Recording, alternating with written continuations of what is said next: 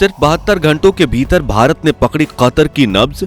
Africa के साथ मिलकर कतर को घेरने का बनाया मास्टर प्लान। अब भारत से माफी मांगकर कतर खुद करेगा नौसैनिकों को रिहा, नहीं तो उसे सहना होगा 80,000 करोड़ रुपए का नुकसान। जी हां दोस्तों, भारत और कतर के बीच चल रहे विवाद में तनाव बढ़ता ही जा रहा है। जैसे जैसे नौसैनिकों को फांसी देने की तारीख नजदीक आ रही है, इन दोनों देशों के रिश्ते उतने ही खराब होते जा रहे हैं। एक तरफ भारत है जो पूरी दुनिया के सामने एकदम निष्पक्ष होकर कतर से अपने नौसैनिकों के गुनाहगार होने के सबूत मांग रहा है, और दूसरी तरफ कतर है जिसने इस पूरे मामले को बिल्कुल गुप्त रखा हुआ है, और उसके इसी रवैये से पता चलता है कि दाल में जरूर कुछ काला है। भारत ने कतर से साफ कर दिया है कि अगर हमारे नौसैनिकों ने कोई गलती की हो तो हमें उसके सबूत दिखाइए, लेकिन अगर किसी साजिश के तहत आप हमारी सेना के बेगुनाह जवानों को मौत की सजा देंगे तो आपको इसकी भारी कीमत चुकानी पड़ेगी। कतर के एटीट्यूड को देखते हुए भारत ने उसे आर्थिक रूप से चोट पहुंचाने की पूरी तैयारी कर ली है, और अफ्रीका के एक देश के साथ मिलकर ऐसा प्लान बनाया है कि कतर को छठी का दूध याद आ जाएगा। अब तो कतर में काम कर रही भारतीय कंपनियां भी अपनी आवाज को बुलंद कर रही हैं, और इसी की वजह से कतर को सिर्फ भारत ही नहीं बल्कि अमेरिका और यूरोप के साथ भी व्यापार में भारी नुकसान उठाना पड़ सकता है। इतना ही नहीं, भारत ने कतर एयरवेज पर 57,000 करोड़ की टैक्स चोरी का आरोप भी लगा दिया है। यानी भारत अब कतर को हर तरह से घेरने का पूरा प्लान बना चुका है, और अब सब कुछ सही रहा तो कतर खुद सामने से आकर हमारे नौसैनिकों को रिहा भी करेगा और हमसे माफी भी मांगेगा। लेकिन ये सब होगा कैसे? भारत ने अफ्रीका देश के साथ क्या डील की है, और ये सब करना कतर को क्यों घुटनों पर लाने के लिए काफी होगा? ये सब कुछ आज हम आपको इस वीडियो में बताने वाले हैं, इसलिए बिना स्किप किए इसे अंत तक जरूर देखिएगा। साथ ही अगर आप चैनल पर नए हैं तो सब्सक्राइब करना बिल्कुल भी ना भूलें। दोस्तों, 26 अक्टूबर के दिन जिस तरह कतर ने भारत के 8 पूर्व सैनिकों को जासूसी के आरोप में दोषी घोषित करके उन्हें मौत की सजा सुनाई, और उनके आरोपी होने के सबूत को इंडियन एम्बेसी तक को नहीं दिया, वो सब पूरी दुनिया ने देखा। यहां तक कि कतरी अथॉरिटीज ने इंडियन एम्बेसी को इन नौसैनिकों का केस तक नहीं लड़ने दिया। कतर की इसी मनमानी को लेकर भारत ने उससे कई जरूरी सवाल पूछे और इस मामले में खुलकर बातचीत करने के लिए कहा। भारत सरकार ने कतर से उन सबूतों को पेश करने के लिए कहा जिनके बिना पर हमारे 8 नौसैनिकों को सीधा मौत की सजा सुनाई गई है।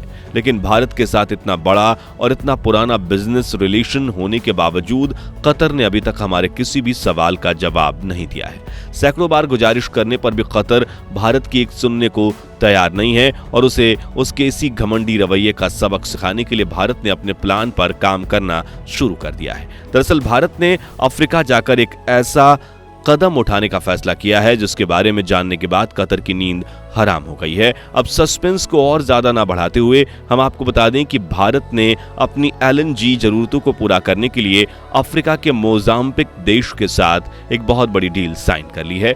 जानकारी के लिए बता दें कि 26 अक्टूबर को जैसे ही कतर ने हमारे इन 8 पूर्व नौसैनिकों को मौत की सजा देने का ऐलान किया था, वैसे ही भारत ने अपने इस प्लान पर काम करना शुरू कर दिया था, क्योंकि भारत को कहीं ना कहीं अनुमान तभी लग गया था कि ऐसा करने की नौबत आ सकती है। इन 8 पूर्व नौसैनिकों को मौत की सजा सुनाए जाने की खबर मिलते ही भारत पेट्रोलियम मिनिस्टर हरदीप सिंह पुरी जी अफ्रीका के दौरे पर निकल गए, और वहां उन्होंने मोजाम्बिक देश के साथ LNG गैस सप्लाई करने की डील भी फाइनल कर डाली। आपको बता दें कि ये एक $20 मिलियन का प्रोजेक्ट होने वाला है। इसमें 13 मिलियन मीट्रिक टन प्राकृतिक गैस का उत्पादन किया जाएगा, और ये गैस मोजाम्बिक से सीधा भारत भेजी जाएगी। हरदीप सिंह पुरी जी का मानना है कि यह डील भारत की जियोपॉलिटिकल पोजीशन को मजबूत बनाने के लिए एक बहुत बड़ा गेम चेंजर साबित हो सकती है। असल में हमारा देश भारत अपनी गैस जरूरतों के लिए अभी तक गल्फ कंट्रीज पर ही निर्भर है।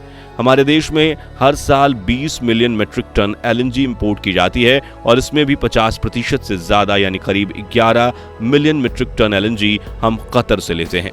अब कतर को इस बात का घमंड है, और इसी की वजह से पानी सर से ऊपर जा चुका है, और इसी के चलते भारत ने हवा में उड़ रहे कतर के पंख कतरने का पूरा प्लान बना लिया है। वैसे ये नौसैनिकों का केस तो अभी हमारे सामने आया है। भारत ने कतर पर अपनी गैस जरूरतों की निर्भरता खत्म करने का प्लान बहुत पहले ही बनाना शुरू कर दिया था। इसके लिए पिछले काफी समय से भारत अपनी LNG आपूर्ति के लिए कतर से विकल्प की तलाश कर रहा था, और अब क्योंकि सिचुएशन ही ऐसी नाजुक हो चुकी है कि ऐसे में भारत ने मोजाम्बिक के साथ अपनी डील फाइनल कर डाली है और इसी डील की वजह से अब कतर बहुत ज्यादा घबराया हुआ महसूस कर रहा है, क्योंकि उसने सपने में भी नहीं सोचा था कि भारत इतना बोल्ड कदम भी उठा सकता है। असल में इस डील का सीधा असर कतर की अर्थव्यवस्था पर पड़ने वाला है, क्योंकि कतर भारत को हर साल 7.5 बिलियन डॉलर्स यानी कि करीब 63,000 करोड़ रुपए की गैस बेचता है और ये बहुत बड़ा नंबर है।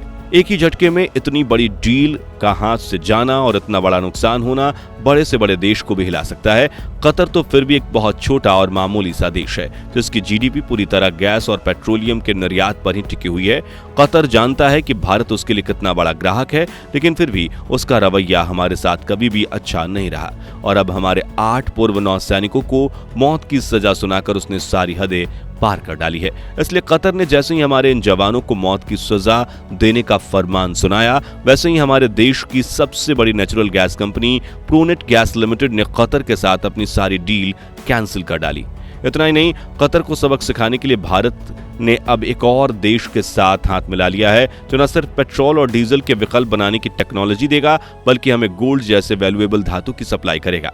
हालांकि इस देश के साथ हमारा इतिहास कुछ बहुत ज्यादा अच्छा नहीं रहा है, लेकिन पिछले सारे विवादों को भूलकर भारत अब इस देश के साथ एक नई शुरुआत करने जा रहा है। आप में से काफी सारे लोग समझ गए होंगे कि हम ब्राजील की बात कर रहे हैं। भारत ने अपने इस नए मित्र के साथ कुछ ऐसी डील साइन की है कि हम ब्राजील के लिए उसके 5वें सबसे बड़े ट्रेनिंग पार्टनर बन गए हैं और इन सब चीजों का असर कतर पर पड़ने वाला है। और जो कतर हमारे साथ गेम खेल रहा था, अब उसे हम बताएंगे कि जियोपॉलिटिक्स होती क्या है और इस खेल को कैसे खेला जाता है। जब तक कतर ने भारतीय नौसैनिकों को मौत की सजा नहीं सुनाई थी, तब तक उससे हमें कोई दिक्कत नहीं थी, बल्कि रिपोर्ट्स की माने तो आने वाले कुछ सालों में भारत कतर से अपने एलएनजी इंपोर्ट को 1 मिलियन मेट्रिक टन को और बढ़ाने वाला था।